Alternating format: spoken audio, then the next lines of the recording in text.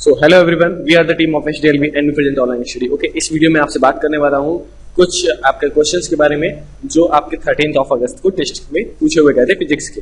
ठीक है, so first question हमारा है, निम्न में से कौन सा पदार्थ लेंस बनाने में प्रयुक्त नहीं किया जाता? तो हमें मालूम है जल से भी क्या होता है आपका, जो आपका होता है ये भी क्या होता है, लेंस वाले गुण प्रदर्शित करता है। ठीक है, कुछ कंडीशंस में आपका आप यदि एक लेंस डालोगे तो आपका लेंस चेंज होकर दूसरे में कन्वर्ट हो जाएगा। ठीक, कांच का हमें मालूम है लेंस बनाया हुआ जाता है, प्लास्टिक का बनाया हुआ जाता है, मिट्टी का लेंस नहीं बनाया जा सकता क्योंकि ये एक अपारदर्शी आपकी वस्तु है। ठीक है, अपारदर्शी पदार्थ है। ठीक, आगे बढ़ते हैं, कह रहा है समान प्रतिरोध के n प्रतिरोधों का तुल्य प्रतिरोध क्या है? R है। ठीक, तो हमने मान लिया, हमने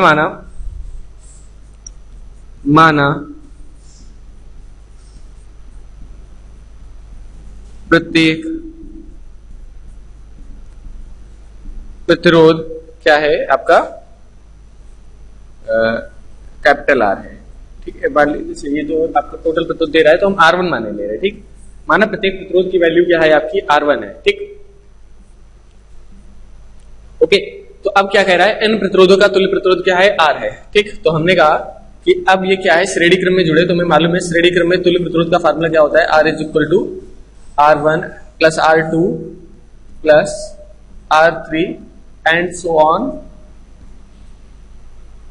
Rn। ठीक है, nवा प्रतिरोध हमारा। ठीक, अच्छा एक बात, तुल्य प्रतिरोध आ रही है हमें मालूम है, और प्रत्येक प्रतिरोध कितने ओम्स का है? तो R1 ओम्स का है, R1 प्रतिरोध है प्रत्येक हमारा। ठीक है, तो R1 R2 R3 सभी की जगह हम क्या रख रहे हैं? R1 रख रहे हैं, सो Rn। ठीक, टोटल n प्रतिरोध है, तो R इज इक्वल टू हमारा क्या हो जाएगा? n R1 हो जाएगा। ठीक है, n R1 हो जाएगा। ठीक है, अब देखो जरा क्या कह रहा है, यदि समान प्रतिरोधों को किस क्रम में जोड़ दिया जाए? समांतर क्रम में जोड़ दिया जाए। ठीक है, अब देखो समांतर क्रम में हम जोड़ेंगे, मान लिया समांतर क्रम में जोड़ने के बाद प्रतिरोध कितना हो जाता है हमारा? R2 हो जाता है। ठीक, तो 1/R2 इज इक्वल टू हो जाएगा 1/R1 plus 1/R1 and so on 1/Rn।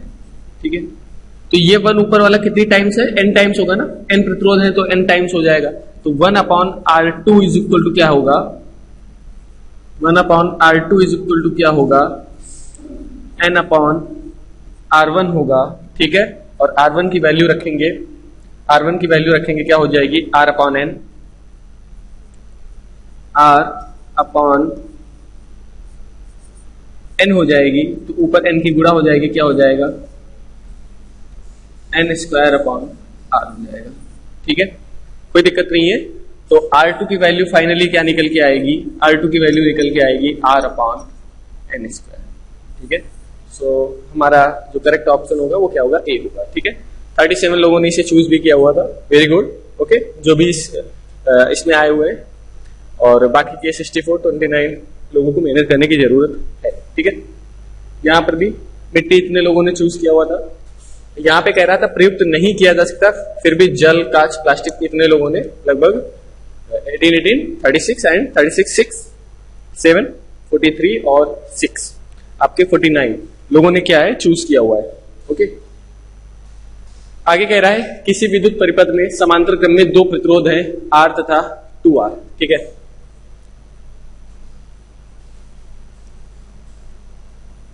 तो हमें मालूम है ये R हो गया, अगर ये 2R हो गया, और अगर हम इसे V वोल्ट से जोड़ दें, ठीक है, तो हमें मालूम है प्रतिरोध जो होगा, अगर अच्छा V इज इक्वल टू क्या होता है आपका? IR होता है। V इज इक्वल टू क्या होता है? IR होता है। अब अगर R की वैल्यू दोगुनी होगी तो I की वैल्यू आधी होगी। कहने का मतलब अगर 2R वाले प्रतिरोध में I धारा बहेगी तो R वाले प्रतिरोध में I की दोगुनी धारा बहेगी। ठीक है, आधा प्रतिरोध दोगुनी धारा, दोगुना प्रतिरोध आधी धारा, क्योंकि V हमारा कांस्टेंट है। ठीक है, सही है ना? V इज इक्वल टू मान लीजिए हमने कहा I इंटू 2R, तब भी जो V की वैल्यू है यहां पर 2IR है। ठीक, और अगर R की वैल्यू हम केवल R कर देंगे तो हमारी I कितनी हो जाएगी? 2I हो जाएगी। ठीक, ये बात सही। तो अब कह रहा है किस अनुपात में ऊष्मीय ऊर्जा विकसित होगी? तो हमें मालूम है अनुपात पूछ रहा है, तो हमने कहा H1/H2 हमसे पूछ रहा है, फॉर्मूला क्या होता है, आई स्क्वायर, ऊपर वाली धारा को I1 लिख ले, ठीक है, नीचे वाली को I2 लिख ले, तो I1 square upon R1 T R2 T, ठीक है, I1 स्क्वायर, ओके, सो I1 स्क्वायर क्या हो जाएगा आपका 2I का स्क्वायर, R1 की वैल्यू क्या होगी, R होगी, और अपॉन इंटू टी हो गया, ठीक। I2 की वैल्यू क्या है हमारी, सिर्फ I है, तो I स्क्वायर, R की वैल्यू क्या है 2R है इंटू टी, ठीक है, तो T से T आपका कैंसिल हो जाएगा, R से R कैंसिल हो जाएगा, और I स्क्वायर अभी नहीं काटते हैं लेकिन चलिए काट देते हैं, अंदर वाला I कैंसिल हो जाएगा, I स्क्वायर होगा ना अंदर, ठीक है। तो फाइनली क्या निकल के आएगा H1 अपॉन, इस तरह फिलहाल काट नहीं सकते हैं आप लोग, काटोगे भी नहीं, ओके, सो H1 अपॉन H2, तो 2 का स्क्वायर क्या हो जाएगा 4 हो जाएगा, और अपॉन में 2 है, सो 2 अपॉन 1 यानी 2:1, तो हमारा विकल्प सही होगा डी वाला 2:1, ओके। आगे बढ़ते हैं, 10 ओम के प्रतिरोध, ठीक है, ऑल्दो ये क्वेश्चन ठीक है, क्या कह रहा है 10 ओम के प्रतिरोध से क्या हो रहा है, 0.2 एम्पियर की धारा देने वाले 2.1 वोल्ट के सेल का आंतरिक प्रतिरोध क्या होगा, ठीक है। 10 ओम का प्रतिरोध है, R is equal to 10 ohm, ठीक है, current I is equal to कितनी है 0.2 एम्स है, एम्पियर्स है, ओके। बैटरी कितनी है 2.1 वोल्ट है, ओके। अब देखिए R दे रहा है, I दे रहा है, V दे रहा है, क्या पूछ रहा है आंतरिक प्रतिरोध कितना होगा, हमें मालूम है अच्छा प्रतिरोध है, ठीक है, मान लीजिए एक सर्किट होगा तो उसमें बैटरी का भी कुछ प्रतिरोध रहता है अंदर, ठीक है, तो हमने मान लिया स्मॉल r प्रतिरोध है बैटरी का, ठीक है।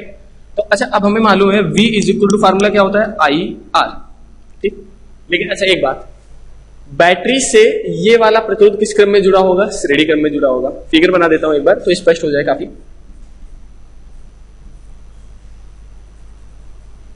ठीक है, कुछ इस तरह फिगर है, ये प्रतिरोध आपका 10 ओम है, इसमें 0.2 एम्पियर की धारा बह रही है, ओके, और बैटरी का वोल्टेज कितना है 2.1 वोल्ट है, ठीक है।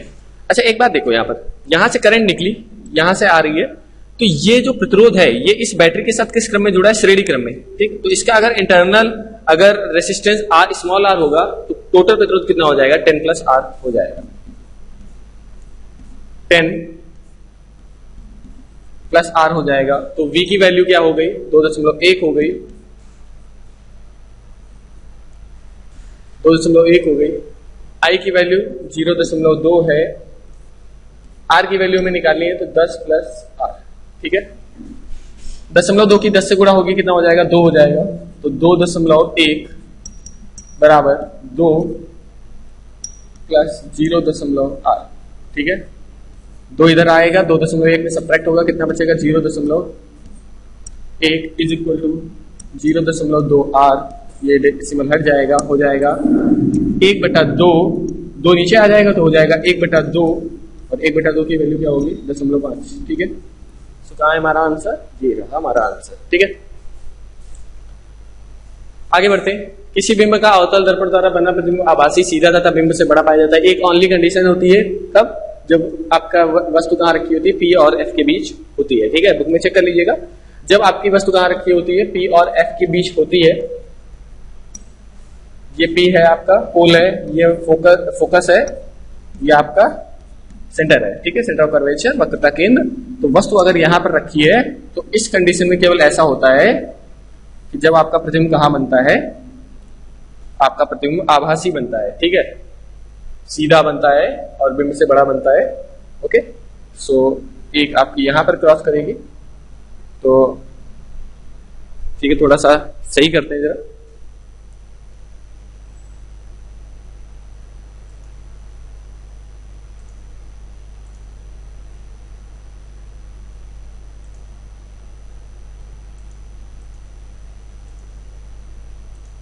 एक किरण समांतर चल रही है, फोकस से गुजरेगी, ठीक है, और एक किरण को हम कहां से गुजार रहे हैं, वक्र का केंद्र से गुजार रहे हैं, तो इस तरफ क्या हो रहा है, गैप बढ़ रहा है, तो इस तरफ प्रतिबिंब नहीं बनेगा, प्रतिबिंब कहां बनेगा, जाकर पीछे की ओर बनेगा।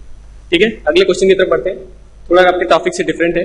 कह रहा है जो विद्युत वाहक बल दे रहा है वो कितना दे रहा है, 2 वोल्ट दे रहा है, तो यानी ई की वैल्यू आपकी क्या दे रहा है, 2 वोल्ट दे रहा है। ओके, इसके बाद क्या कह रहा है, सेल का आंतरिक प्रतिरोध small R is equal to कितना है, 0.1 ओम है।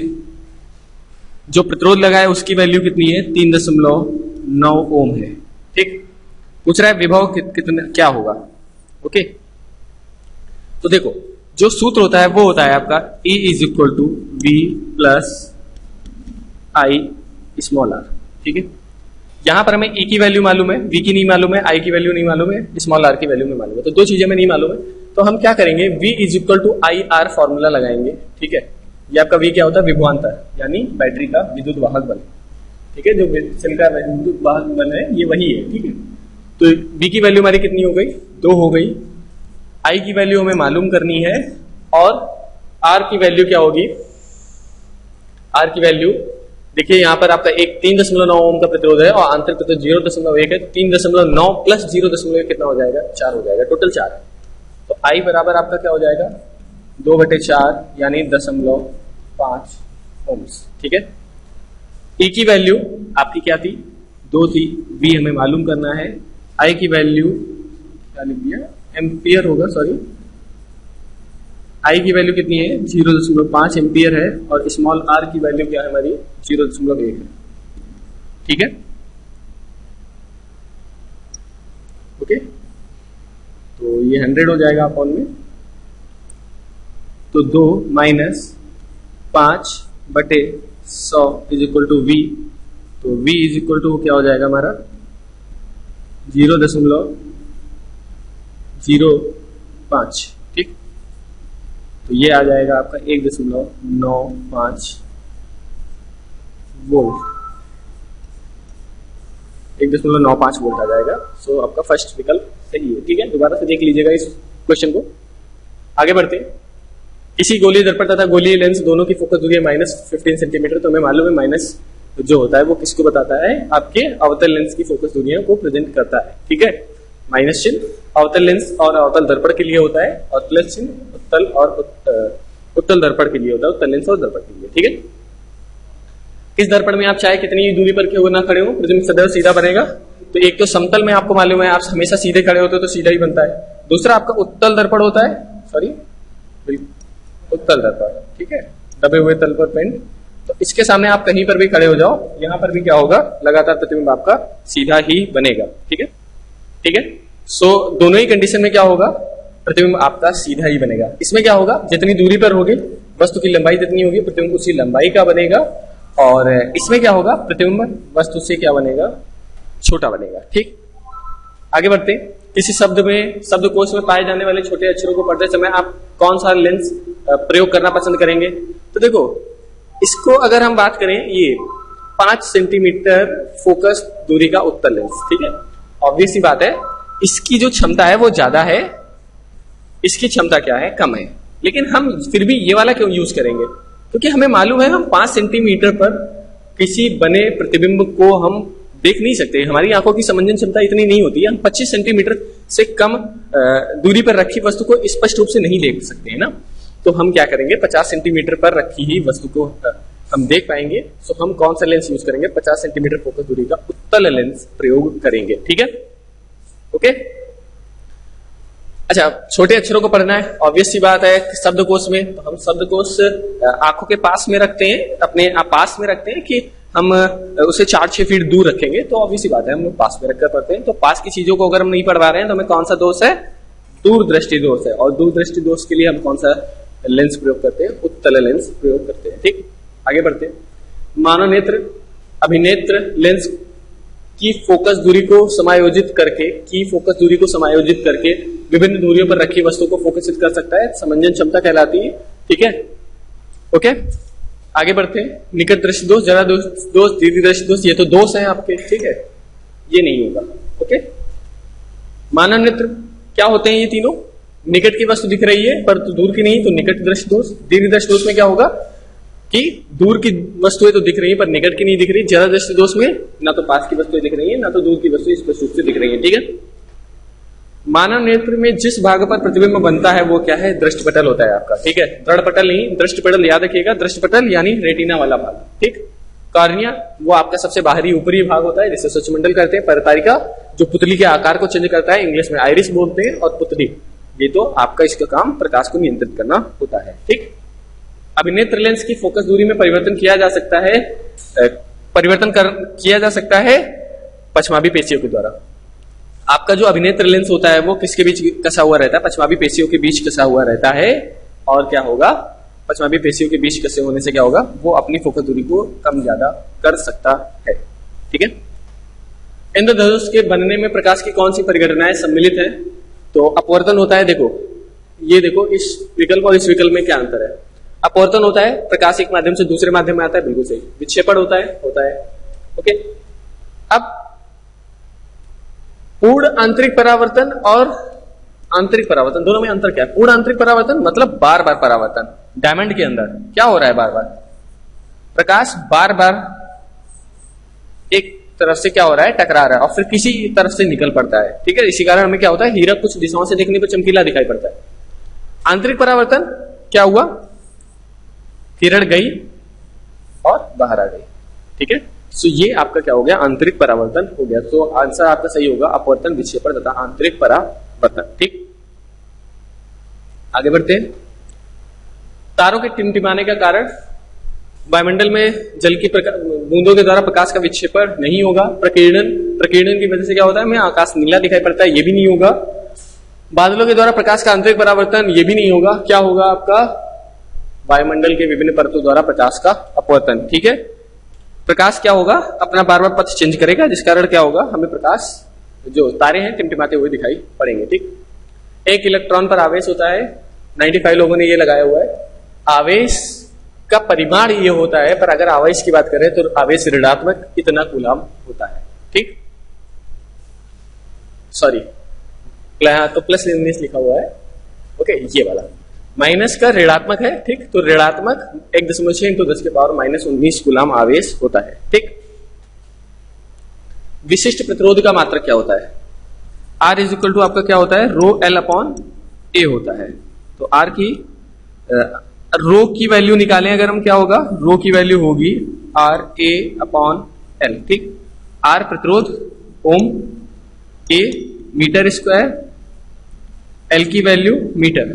ठीक है, तो ओम इंटू मीटर हो जाएगा। ठीक है, सही है, ये वाला विकल्प सही है। ठीक, कौन सी युक्ति फ्लेमिंग के दाएं हाथ के नियम पर कार्य करती है? तो हमें मालूम है दाएं हाथ का नियम क्या हमें बताता है कि करंट किस डायरेक्शन में फ्लो होगी। बाएं हाथ का नियम क्या बताता है? किस डायरेक्शन में बल लगेगा। तो विद्युत जनित्र में क्या होता है? ये बताता है कि किस डायरेक्शन में यदि बल लग रहा है तो किस डायरेक्शन में करंट फ्लो होगी। तो ये हमारा विद्युत जनित्र सही होगा। वैद्युत मोटर नहीं होगा क्योंकि ये फ्लेमिंग के बाएं हाथ के नियम पर कार्य करता है। ए तथा बी दोनों नहीं होगा, दोनों अलग अलग नियम पर कार्य करते हैं। इनमें से कोई नहीं, बिल्कुल नहीं होगा। प्रतिरोध का मात्रक क्या होता है? ओम होता है। ठीक है, 112 लोगों ने सही किया होगा। एम्पियर किसका होता है? धारा का होता है। वोल्ट किसका होता है? विभवांतर विभव का होता है। कूलम किसका होता है? आवेश का होता है। ठीक है, प्रत्येक 4 ओम का प्रतिरोध वाले 4 चालक तारों को समांतर क्रम में जोड़ने पर तुल्य प्रतिरोध कितना होगा? 1/R = 1/4 + 1/4 + 1/4 + 1/4। 4 तार, तुल्य प्रतिरोध का formula 1/R = 1/R1 + R2 + R3 + R, मतलब 1/R1 + 1/R2 + 1/R3 + 1/R4। ठीक, तो 1/R = क्या होगा? 1 + 1 + 1 + 1 4/4। तो 4 1 4, तो R = आपका क्या आ जाएगा? 1 ओम्स आ जाएगा। ठीक है, ओके, 4 ओम नहीं होगा, 8 ओम नहीं होगा, 16 ओम नहीं होगा। एम्पियर सेकेंड, एम्पियर किसका मात्रक होता है? धारा का, I। सेकेंड किसका होता है? T। तो IT किसका फॉर्मूला होता है? Q का, आवेश। ओके, इस तरह से निकालिए। ऊर्जा जूल, विभवांतर वोल्ट, विद्युत धारा एम्पियर। ओके, एक स्वस्थ आंख के लिए स्पष्ट दृष्टि की न्यूनतम दूरी 20, 24, 27 तो हो सकती थी, मान लो 25 से कम नहीं देख सकते ना, फिलहाल तो यही होगी स्वस्थ नेत्र के लिए।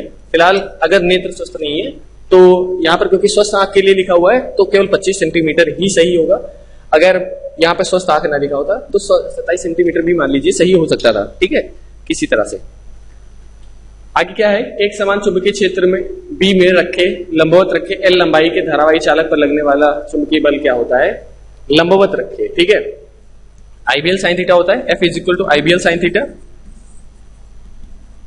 आईबीएल साइन थीटा होता है, थीटा की वैल्यू 90 होगी तो साइन 90 की वैल्यू 1 हो जाएगी, क्या बचेगा सिर्फ आईबीएल।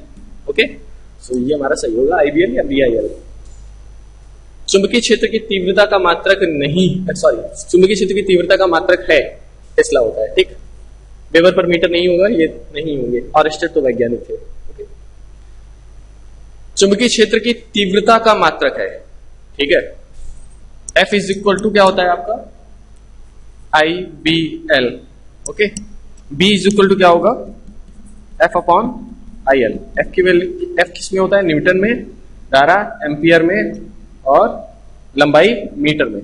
सो न्यूटन अपॉन एम्पियर मीटर, ये विकल्प आपका सही होगा, ठीक।